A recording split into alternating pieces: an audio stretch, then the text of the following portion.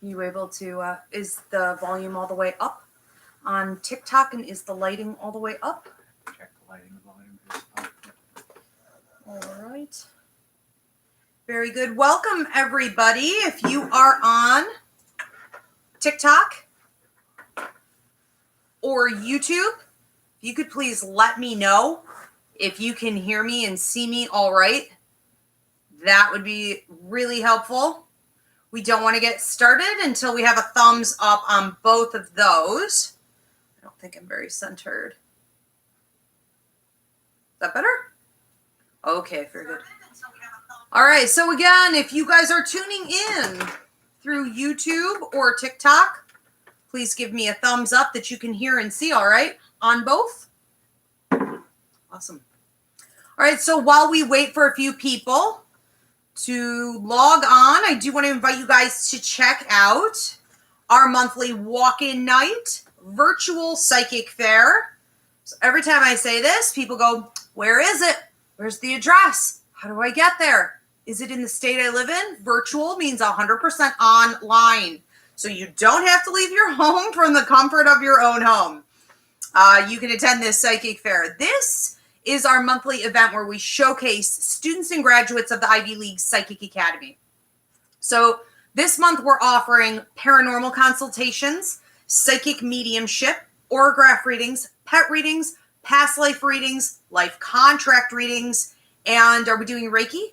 Reiki. And did I say pet readings? Pet readings. Okay, all that. Yeah, paranormal. Tarot. Tarot. Yes. Paranormal. Really a lot. Okay. Yeah. Now it's $15, and for $15 you get 2 readings or 2 healings or reading and a healing. You can mix and match. It does sell out every month, and it is a first come, first serve event. So you do need to get your tickets ahead of time. You can do that at IvyRiveraPsychicMedium.com, and that's up in the bio. So that is going to be Saturday, starting at 8 p.m. Eastern. Hey, the Psychic Mediumship course. If you were hoping to jump in for this spring semester, it's not too late, but after this week it will be. So we are entering into the 3rd week of the course, and after this it's going to be too hard for you to catch up, okay? So you could do that now, catch up on the first 2 classes. Psychic Mediumship course that runs on Tuesdays at 7 p.m. Eastern, or you could do the video downloads anytime. You don't have to be there live with us. Some people just prefer that. There are 2 pathways to learning. One that's all video downloads, very basic information. The second one, pathway 2, can be video download or in person, but you get extra help. I work directly with you. The assistant teachers work with you. We actually train you in getting certified and being able to give readings. So we hope to see you there. Okay, and then we have Roots Revival Interfaith Church every Sunday, 8 p.m. Eastern, here on TikTok and YouTube. We have a few people tuned in. Looking good. Well, I am ready to get started, so let's get into this. I want to ask you guys to please, if you are on YouTube, to go give this a thumbs up. Feel free to subscribe and follow on TikTok. And if you want to become a member for behind the scenes extras, extra curriculum, direct messages from Spirit every month, you can hit that join button, okay, to become a member. Donations are appreciated, and you guys can do that on the platforms here. All right, so welcome everyone. I'm Ivy Rivera. I'm a psychic medium, a Taino Arawak, and I own a school called the Ivy League Psychic Academy, where I train people internationally, online, in everything, ranging from psychic mediumship development to tarot, astrology, numerology, Reiki. We train children as well as adults, so we hope to see you for classes. But this tonight is one of the free mini classes. I've been putting out 1 to 2 per week called the Quarantine Series since the pandemic hit. Now, tonight we are talking about the Exhausted Intuitives Survival Guide. A bunch of you have been asking for this based on some TikToks that I put out in recent months. And I really do think that it's time. It's so important, especially with the kind of year that we had in 2020, from the election to the racial injustice to the pandemic. More people turning toward drug and alcohol abuse issues. There's so much toxicity that intuitive people are accidentally overabsorbing it and getting really sick, really burnt out, totally exhausted and drained from it. So I know the time is right for this class. I'm excited to get into it. Now, the way we always do these here, I go through the first part of the curriculum, and then I shut off TikTok, and I switch everybody over here to YouTube. So if you are on TikTok, you want to jump over now, that might be a good idea. It's at Ask Ivy. I also encourage everyone, the way I like to teach is with interaction. So in the discussion, in the comment section, please type in your questions, your comments, anything you need help with, anything you're identifying with. Paul, my adorable producer, how are you, Polly? I'm great, thanks. How are you today? I'm good. Yeah. Paul will be taking those questions or comments throughout, and if they don't fit with what I'm talking about, he'll just save them to the end, and I do try to get to everybody at the end of the show, okay? All right, so the Exhausted Intuitive Survival Guide. One of the things that always strikes me is that people hear what I do, the line of work that I'm in, whether I'm a pastor or I'm a psychic medium or I run a psychic school. They laugh at that a lot. And a lot of people will say, really? You buy into that stuff? You believe in that stuff? And my first thought is always, you must be really weak. You must not be able to handle what someone like me deals with every day. Because my clients, my students, my fellow light workers, everyone I know that's intuitive, whether they really mean to tap into it or not, we all have to face certain truths and realities that others don't. People who get to hide behind their religion are able to live by blind faith. They're able to live with hope or blind positivity. They say, let go, let God, just trust, it'll work out. And that's great. Sometimes it's kind of like a fantasy world you get to live in.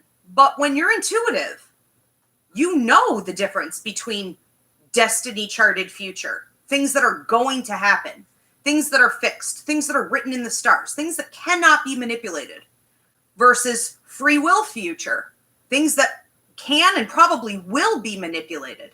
And we know that it's not always about being optimistic. That can't change the course of things sometimes. And that's a harsh reality. That's a burden that's hard to carry sometimes, especially when we want to save people or protect people. We want things to go in a right direction. And we live with the truth and the reality of things like karma and how sometimes that karmic payout is going to happen regardless. So we live in a constant state of having to be mindful enough to ask all the time, what is my own energy and what is someone else's energy? We also have to constantly live in a state of balance where we need to understand when to let go and stay in our lane. And when we are responsible to help and assist, we have to know the difference between something that is going to happen and something that maybe could be avoided. Okay, this is a lot of responsibility. There is a wisdom in understanding these truths and living and abiding within those laws of the universe. And people who don't ever get into any of this stuff don't have to live and abide within any of that. Okay, so they kind of get a get out of jail free card. So this is really heavy on us. I think that many people aren't brave enough to enter into this world and see these truths. So I want to talk to you guys about the signs that you may have proving that you are officially an exhausted intuitive.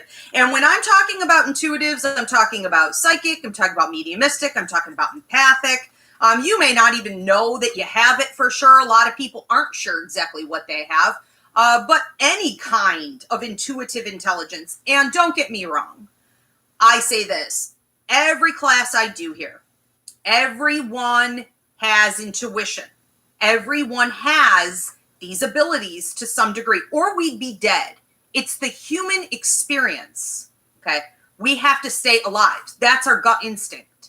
But a lot of people have tuned it out, for sure. Well, those that have it to a heightened degree, or those who can't tune it out anymore, may fit into this list here that we're going to go through. All right, so signs that you're an exhausted intuitive. Number 1, you have a terrible foreboding, a sense of something being horribly wrong and following you like a gray cloud, like a heavy, nagging, toxic energy, but you don't know why. You don't know what you're nervous about. You don't know what you're fearful about. You just feel like something bad is about to happen. Now, some people have this and or a sense of unfinished business. This feeling that there's something you forgot, or your work is never done, or you have to figure it out and find it and fix it. It's sort of a restless energy that never leaves.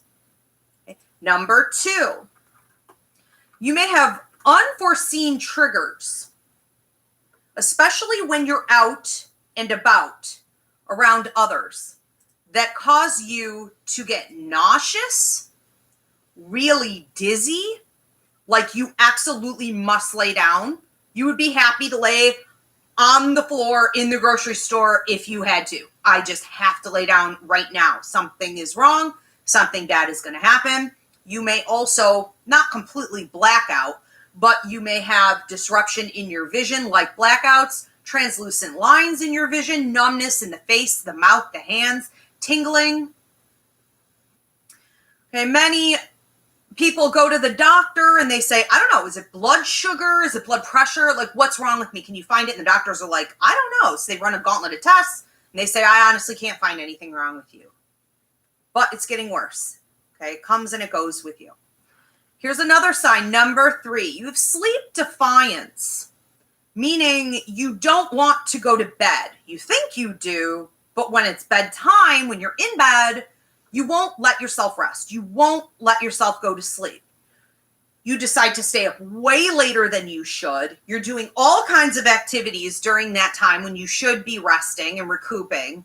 And it's a way for you to get control over the fact that you felt all day long like you were out of control. It's sort of like your private little sacred space and time. And so you want to use it for all the kinds of fun things that make you feel better. That's a sign that you're out of balance. Okay, you should be doing that all day long. We're going to talk about that after we go through this list. How?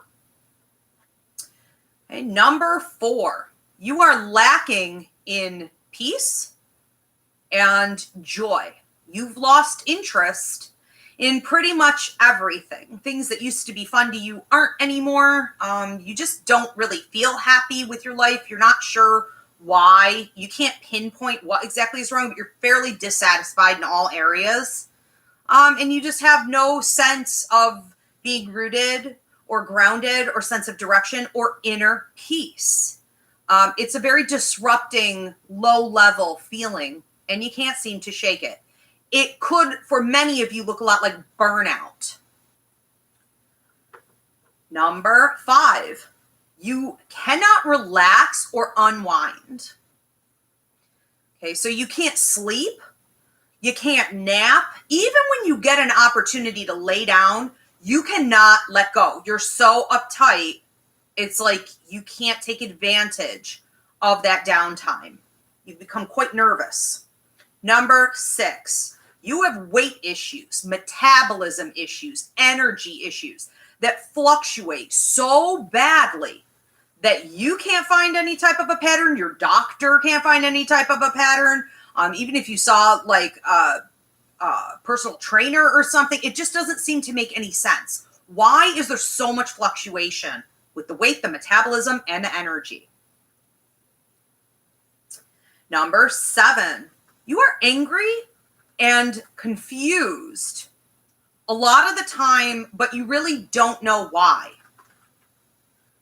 Number 8, you have a higher level of irritability toward pretty much everyone, and you really can't figure out why they're bothering you so much.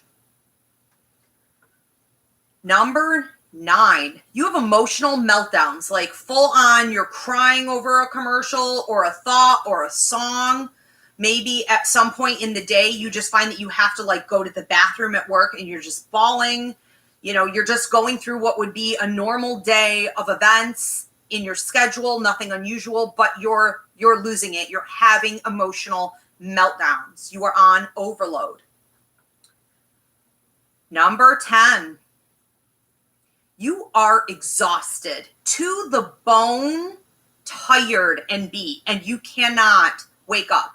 So even though you sleep, you rest, you try to, you drink coffee, nothing can restore the energy loss anymore. Okay? When you are sleeping well, you feel like you worked all night long. So it's like this busy sleep, and you wake up tired. Number 11, you have anxiety, depression, ADD-like symptoms. This may come with headaches or like IBS, stomach problems, but the doctors can't find a cause, or you may not be diagnosed with it, even though you have all the symptoms. Number 12, you feel overly connected. You are constantly around other people, or you feel like you are, through technology or organically. When you go home to what should be your safe haven, there are people there. You're around or connected to too many people all the time. And the last one, number 13, you are frustrated, anxious, and drained after shopping, going to work, going to a social event, even maybe something nice like going out to dinner, even if you really wanted to be there. Soon in or afterward, you feel upset about the experience, anxious, drained, frustrated, and it could last for days. So it doesn't really make logical sense. Okay. We are going to start talking about solutions for all of this, okay? The Exhausted Intuitive Survival Guide. Here is the survival part of it. And I do want to take a couple questions that members had posted. So if you become a member, one of the things I do is I post every time we're about to have a mini class, and I say, what would you like me to talk about in the curriculum? And we add that in. But for now, we are going to switch off from TikTok, switch over exclusively to YouTube. So for those of you tuning in through TikTok, you can shift to Ask Ivy at YouTube. Hope to see you there. Otherwise, I will see you next time. You guys here on YouTube, keep posting your questions, your comments. Again, we're going to try to get to everything. I do want to give these folks a second to jump over in case they choose to do that. Paul, do we have some questions or comments we want to get to now? The comments, yeah, it's like you're, as we get one here from Crystal, it says, well, now I feel like you've read my journal. This is hitting a lot home with a lot of people, like all the points you made, and it's like ticking all the boxes. So very glad you did this one tonight. Good. Yeah, I really do feel like this pretty much covers everything. Even if you're like, well, I have some other weird things, I'm sure it's some variation from this, because it's all really about energetic overload. And, essentially what happens is like you implode. So, all right, looks like we have a few people from TikTok already switched over here. Yeah, here it goes. It keeps rising. So I'm just going to give this another second.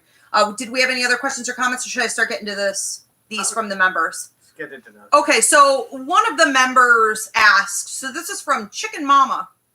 Most of the time, I'm like a detective. I'm always looking for more. I call this grazing. What I mean is I'm looking for more answers. It drives me crazy. Sometimes I have to say to myself, stop it. Do you have any suggestions? Well, Chicken Mama, you got to say, stop it. You have to be mindful and disciplined with yourself. It's sort of like the more intuitive we become more like out of control little children who are just like frantic. We're very emotional, and then we're very logical, and then we're very intuitive, and we're all over the place. And then when we're around other people or in different atmospheres, it's even worse. Intuitives pick up on energy from atmospheres, objects, others, animals. You know, it's a lot. Spirits. And so when I went down through the list earlier and I talked about things like not being able to relax or not being able to feel peace or having a terrible foreboding or a sense of unfinished business, that was actually the first thing we talked about. That's where it's coming from. So we are going to talk about solutions here, yes, in a second. But I love the way you said that you just kind of yell at yourself sometimes and you're like, oh my God, stop it. You have to. You have to be mindful and identify those thoughts and be like, okay, you're out of control. That's it. You're done with that. And replace it with something more positive. We have one also, a member, Bernadette, who said, I'm a problem solver. I have to stop thinking that I can figure out a way to help, yet at the same time, not dismiss someone that I really care about. Walking the tightrope of that is hard. I know, stay in my lane, but I don't know how to silence the many years learned problem of solving mentality, a solving mindset. So Bernadette's basically saying the same thing as Chicken Mama. And that is that, yes, you know, logically you need to stay in your lane and not cross boundaries and not have a God complex and not tap into wounded healer syndrome and think that you're here to fix everything for everybody. You know that, but you can't turn off your brain. Okay. So again, that's some of the things that we're going to talk about here in the solutions. Identifying, though, I'm going to say the same thing to you, being mindful enough to identify when you're doing it and stop it dead in its tracks. Do what Chicken Mama does. Yell at yourself. Stop that. Stop that. If you know it's not yours to deal with, then you give the person reassurance that you care about them and you love them. And then you have to stop yourself from thinking about it, because that's what affects your energy level, are your thoughts. That's what then affects your mood. And that's what's going to ultimately affect not only your actions, but also what you attract to you. So you're going to attract more problems, more problematic people, more situations that require your healing. We don't want to be giving that kind of energy off, okay? We're not a free buffet of healing. We can't live like this. All right, so we have another one here from Alex, and then we are going to move on to the solutions here. So Alex says, I always want to help anyone and everyone that comes to me for help or advice. And sometimes I don't have the answers, but I always try to find the answers instead of me helping them find it on their own. I now recognize I do this and I'm working on it, but it's tiring. I feel bad when I can't help them the way they think they need. Well, people are also very lazy. People would rather come to you and have you fix it for them. So you don't want to enable them. When you do that, it's not a loving thing to do. Enabling others or not causing for others to grow and take responsibility for their own life is not a loving thing to do. That's an egotistical thing to do. That's coming from a place of fear and control from your end, which means you're going to get karmic kickback. So they're not only going to have karmic kickback, negative karmic kickback, you will as well. So you're hurting them, you're hurting you. So try to look at it as though the most loving thing for you to do is to say, you know what, Ivy has this great class up on her YouTube. Here's where you go. Go listen to that and then apply it to your life. I guarantee half the people you think you're helping or who say they want your help don't actually want to go through the effort in the process of having to watch, learn, apply, follow through, and that's on them. So we don't want to treat people as though they're, infants. They have to step up, and you've had to do it for your own life, and that's a good way to live. It's the only honest way to live. I think the fact that you're identifying it, very much like Bernadette and Chicken Mama, is a great thing, because that's really what's required. Again, being mindful, identifying something, and then stopping it in its tracks. I think that discernment is a big thing here with all three of these questions. And if you haven't already seen it, I have a free mini class up here called Stay in Your Lane. If you're not sure whether you're supposed to help somebody or not, all you know is that you feel survivor's guilt or you feel like shame over not doing it or doing it for them, watch that class. That will train you in how to figure it out right away so you're not overdoing it and overstepping boundaries. We also have a free mini class coming up called it's about survivor's guilt and a need to overgive. I forget what the exact title is on that, but we haven't even announced it yet, but I scheduled it yesterday. So that will help some people to stay tuned. All right. Are we ready to get into solutions? Or do you want to give me a couple questions or comments here? I think solutions are great. Yeah. Okay. So let's talk about solutions. The first thing that you need to do is to stop when you're feeling any of these things on this list. And you need to say, okay, whoa, whoa, whoa. Is this mine or is this others? Is all of this energy or toxicity or heaviness or excitability that I'm feeling, is it coming from me? Or did I accidentally pick it up from other people? You also need, number 2, to have constant 24/7 mindfulness. People talk about mindfulness. People talk about meditation. People talk about getting rooted and centered and grounded. People talk about prayer. And we talk about it like it's a hobby. Like it's a go-to when something's wrong or when you want to like tap into the other side. And that should be your constant state of existence at all times. You should be mindful of what you're thinking, of what you're feeling, and what's happening in the energy field around you. So you're going to need to apply this all the time. Now, let's talk about 4 different areas of your life where you can use these solutions. So the first one's going to be personal space. The second one is going to be evaluating before you attend. The third is tools. And the fourth is techniques. So let's talk about personal space. Without apology, and as frequently as you need to, you have got to start taking more time away from everybody, including the cat, the dog, your kids, the spouse, the coworkers, the friends, the parent, everybody. You have got to start taking more time away from people. That's my dryer. That's a sign. Okay. Now, you also need to make sure that you're not touching things. Now, a lot of people say, "What? That's hokey." It's really not, because objects hold energy. We can measure this and we know this. And intuitive people tend to absorb energy. So if you're the kind of person who goes to the store and you don't want to like take the first blouse, you know, you got to dig all the way back. You got to find like the 7th blouse or the 8th blouse. You do with like toilet paper, or, you know, places like antique shops or yard sales bother you a lot. Everything has energy. What you need to do is to make sure you're not touching too many things and that the atmospheres that you're in are of a clean energy. And if they're not, I'm going to teach you how to block that energy out. So you need to maintain.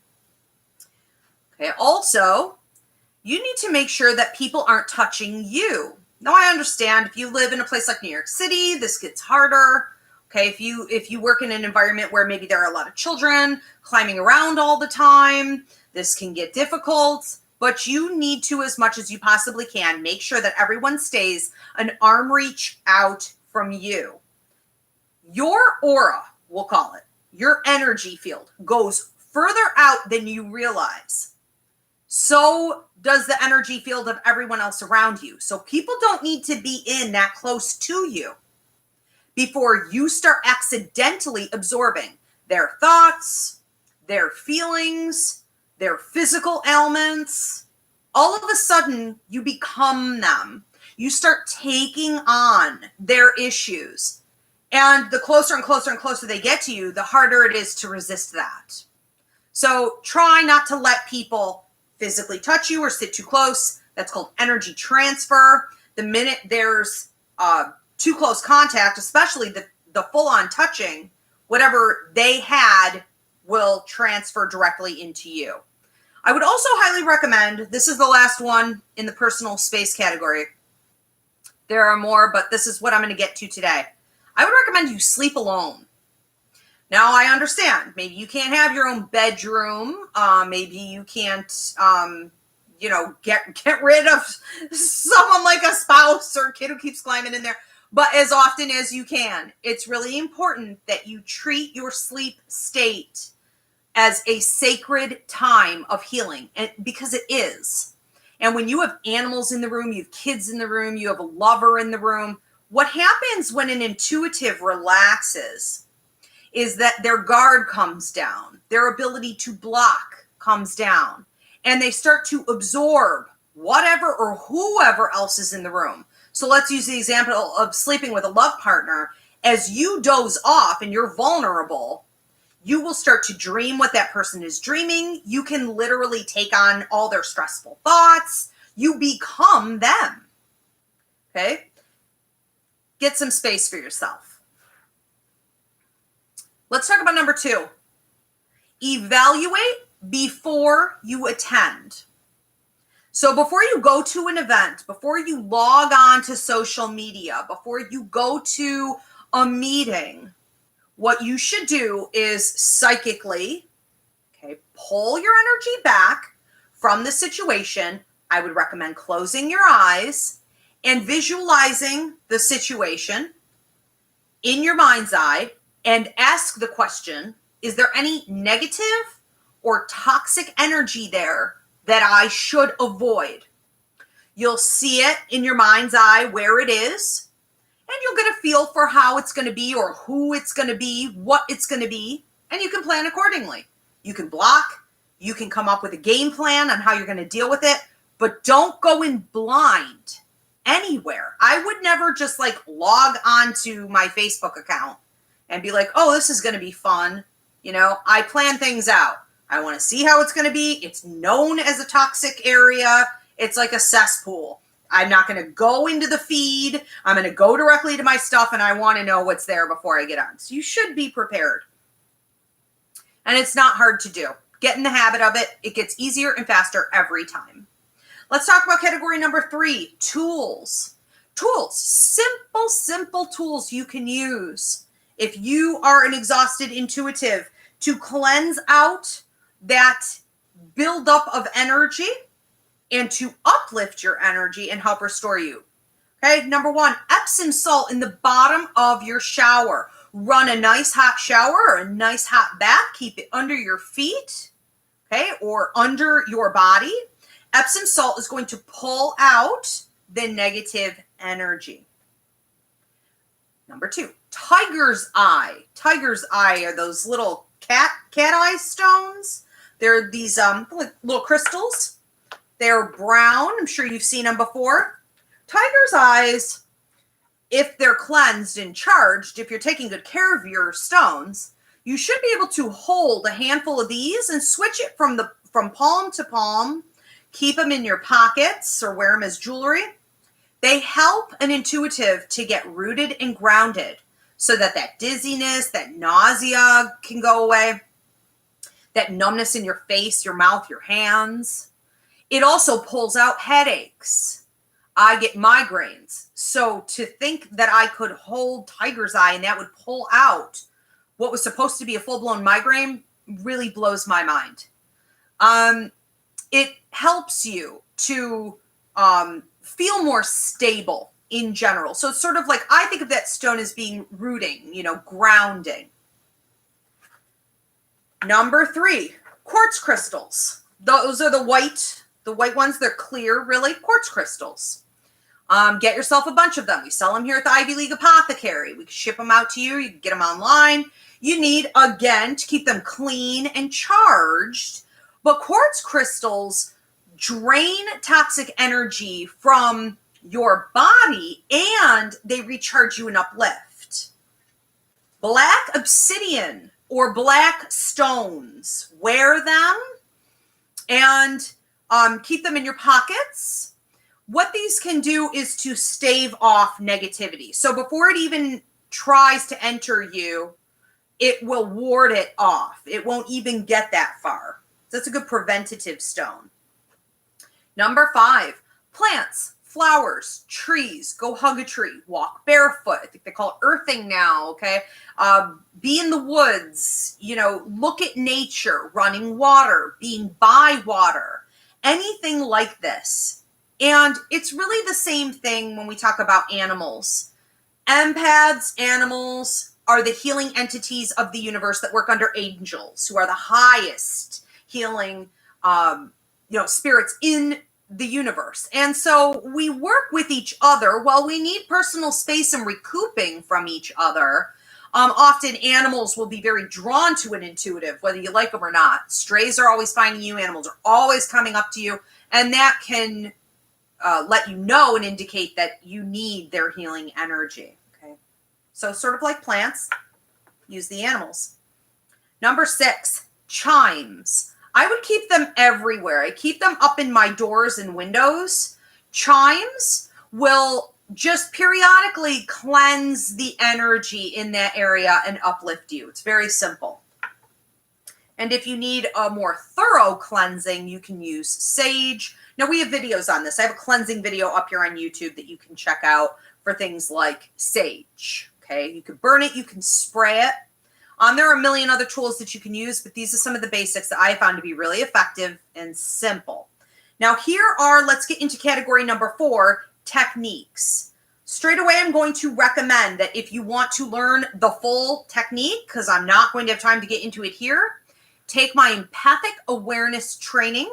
It's a 2-hour class. It will train you in all the tools and techniques that you need to apply to your life every day so that you are knowing when to block, when to transfer energy out, and how to properly cleanse. Empathic awareness is at Ivy Rivera, empathiceducator.com, and I believe that's up in the bio. And I'll help, Paul, if you can put that in the comments too. Okay, so different techniques that you're going to need to use. You need to cleanse. One of the ways to cleanse is to do a body scan on yourself.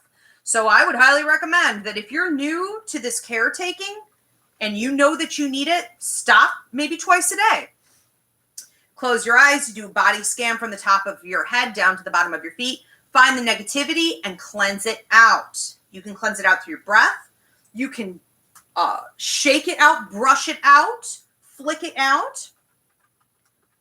The second technique you're going to need to use is getting rooted and grounded. One of the techniques I like to teach my students is to close your eyes and pretend that you're a tree. I use this with children in the school system. It could not get easier. You just pretend that you're a tree and your feet are the roots. You visualize that roots are growing out of the bottom of your feet down into the earth. You can feel the gravity. You can actually at some point feel the pull. And that's how you know you are rooted and grounded. This works a lot like the tiger's eyes. It's going to keep you feeling better, less dizzy. And then what you really need to do, I cannot overstate this, people, you have to know when to block. And you have to know how to block effectively. Again, the empathic awareness training is going to teach you in all of this. But I think not enough people block regularly, or they think I'll be okay, and then you don't feel okay, and by then it's too late. You can't reverse the damage done. So you need to take it seriously. No, we cannot block all the time. And blocking techniques do wear off, and they do have to be redone, reestablished approximately every 3 to 4 hours, depending on what you're using. And when you fall asleep, you're open and vulnerable. I think that we need to take it more seriously to prevent this from happening. The more you block, the better you will feel. But you have to be willing to do it and stop feeling guilty for doing it. There were many, many years where all I would see online about intuitives or empaths was that we're the chosen ones, we're the seers, we're the healers, and we should stay open and never block it and give it out. And that is ridiculous. We will be drained. You cannot pour from an empty cup, and the world around you will take your ship down. You have got to know when to block and when to stay open. Okay, both are appropriate. So don't be afraid to use it. Okay, so what do we have? Questions or comments? This is it's great that people are finding out how much in common they have with their fellow friends and members here. This is fantastic. And well, yeah, and just let me say this, right? So whether you fall more in the psychic category, the mediumistic category, the empathic category, whatever it is, let me tell you, we are all the same on this one. This affects all of us. Really tough. Yeah, and a handful of people were students the other night at Empathic Awareness and said how much that has helped them already. So. Oh, wonderful. Well, this is a great follow-up for you. Good. Okay. Well, Crystal had said that, the more yoga and meditation and eating better, journaling she does, it's more gentle. A lot of these symptoms have become, but anxiety, questioning, and inability to sit still with others still hangs on. Did she say an inability to sit still with others? Okay. So, yeah, I think that one of the things we talk about in the empathic awareness class is that you need to learn that you may have been okay in your past spending quite a long time with people. Maybe you were okay to go to a bar or go to a party, get involved with more than like 2 people in a social event. Or a group setting. But all of a sudden, it's not like that anymore. The more intuitive you become, the harder it gets to be, even in small groups of people. And the amount of time that you can spend there is a fraction of what it once was. And the best thing we can do is to use the blocking techniques, to be mindful, reestablish them as we can, but limit how much time. Now, my grandmother, for example, was very empathic, and every time she would come to a family event, she wanted to park her car right by the tree out on the front lawn, and so she would know that she could just sort of back out and get out when she needed to. And my nasty cousins who were always like, why won't you hang out longer? Why are you always on the run? They would block her car in, and my grandmother would have these anxiety attacks. I would get so furious. Don't do that to her. Let her leave. You need to make sure that you have a plan and that you have an out. I also think that one of the things that can help a lot going into like a social situation is like, don't have anyone drive you. You need to understand that something just even simple like being behind the wheel can make you feel empowered about the situation from the get-go. Mm-hmm. My sister-in-law's aunt would do the same thing. She would park perpendicular to the driveway at the very end so that like right after dinner she could take off. Oh, yeah. You just got used to it. Intuitives are no dummies. It's like when I want to go, I want to go. Yep. When my social battery is done, it's done. And that's it. And I can't talk anymore. I can't really think anymore. Nothing's funny anymore. I've lost my charm. You've lost your charm. I'm out of here. And you better let yourself go because you're also probably really tired, like ready to lay down. Yeah. Shauna is asking, is there a way to help fix the sleepiness feeling? It's really bothering my family and I feel no way to fix it. And where does the sleepiness come from exactly? Well, it's coming from, and again, I would recommend the empathic awareness training. When you take the empathic awareness training, I talk a lot about how you need to apply those tools and techniques for about 3 months before you start to see a major turnaround in your energy level. And then after that, it's easy. It's like a habit. So do that. But where it's coming from is really other people. It's coming from the fact that objects, atmospheres, and others carry a lot of problematic energy, toxic energy, low-level energy. And they involuntarily get too close, you accidentally absorb that into you, and it literally just sucks the life force right out of you. It's overabsorption. Yeah. Crystal says, if someone is unaware that they are an empath and potentially a medium, can that cause seizures and blackout moments where it looks like a person is just standing there in a trance they don't recall? Yeah, a lot of my students have things like that, but, I'm not here to prescribe or diagnose, so of course go, talk to your doctor about it, but a lot of these things are connected, even like schizophrenia, people with dementia, the episodes that you're speaking about, a lot of that, it's like a trance-like state. And so, yes, and I have students who will go into that trance-like state. It's called physical mediumship or trance mediumship, and speak in tongues and things like this. So, yes, it's possible. And when you are tapping into the right side of your brain, for example, when I give readings, I don't remember anything. I not only don't remember my client, but I don't remember anything I said. People will say to me later, oh, remember when this and you said this, and I don't even know who they are. You cannot possibly retain a lot of the things that go on. And I think that's just for our safety, for our development, for our health and balance and well-being. We're not meant to. So it is very possible that it's connected. Yes, I have seen a lot of that. Okay. And this is from Andrea. Okay. How do I tell if my ADD is getting worse or if it is more empathic? Well, I think that you have to do the research. So talk to your doctor, Google it, WebMD it, look at the progressions. I know that they are finding more and more like levels to something like that, and then do the research here. Take the empathic awareness class. Listen to everything that I say. It's a 2-hour training. Get educated, and then look at yourself and journal what you're feeling and experiencing and when. Look at your triggers and journal then how it affected you and see what categories you fall into. But it would appear that there's so much similarity between like empathic ability at the 3rd and the 4th levels and anxiety, depression, ADHD. It's so identical that a lot of people are getting misdiagnosed, for sure.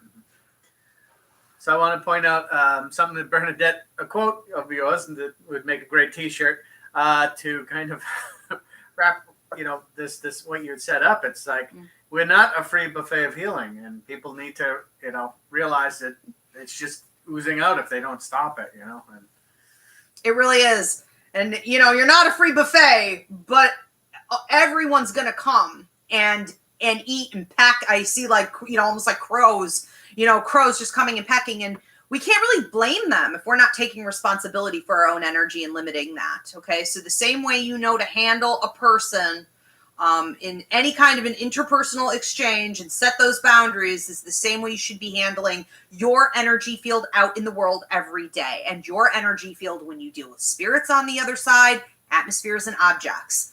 Guard it, protect it, and don't forget, if you do want to use your intuition for good, like you want to be a healer, you want to be a reader, you want to help people, you cannot pour from an empty cup. You've got to learn to take care of yourself first. All right, thanks for tuning in, everybody. I will see you at the next free mini class, which is, next Thursday. That's How to Confront and Forgive, 8 p.m., this channel. How to confront people, different situations, how to know when to confront, when to conserve your energy, not waste your time, and how to forgive. Lack of forgiveness, bitterness is the number one block to prosperity. So that'll be next Thursday back here at 8 p.m. Eastern. Thank you, Polly. Very welcome. Thanks, everybody. Have a great night.